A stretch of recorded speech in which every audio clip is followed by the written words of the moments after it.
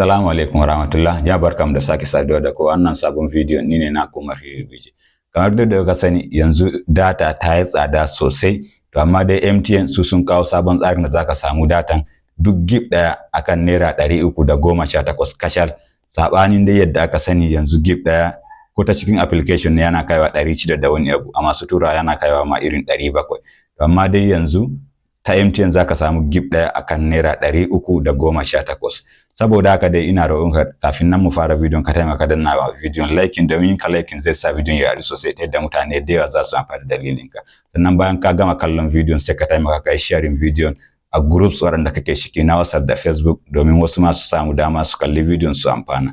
To yadda dai zaka sai wannan gig din, da fari gig ba gig ɗaya zaka saya ba, gig 11 zaka saya, 11 gig zaka saya akan naira 3,500.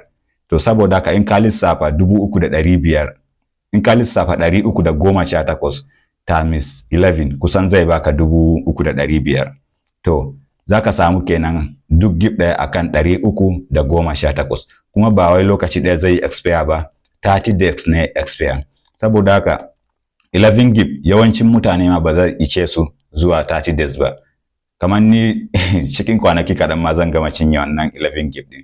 To normally dai dama an sani 11 gig ba yadda za a yi mata kai wannan 30 days. To amma dai ka garanti kana da 30 days, kana da cikakken lokacin da zaka yi amfani da datan ka, kuma duk lokacin da datan ta kare zaka iya sake sayan wannan data. Saboda ka taimaka kai sharing video. Yadda kuma na manta, yadda kuma zaka sayi wannan datan shine zaka sa kuɗi ne a account naka na SIM card din. Yawa zaka sa kuɗi, zaka sa kati kenan. To sai ka danna star 121, sannan sai ka danna star, sai ka danna 2, sai ka danna hash. Star 121 star 2 hash. Shikenan za a nuna ma ka danna 1, kai reply da 1, kana danna reply, kana yin reply da 1, za kuma ƙara nuna ma ka sake danna 1, sai ka danna 1. Shikenan ka sayi wannan data, ka subscription na wannan data. Nagode, kar ku manta ku yi sharing video nan sosai domin wasu ma su samu daman zuwa su kalli bidiyon su amfana. Sannan kuma ka taimaka kai following wannan page ko subscribe idan ta yi kallon video. Nagode, assalamu alaikum, sai mu haɗu da ku a video na gaba.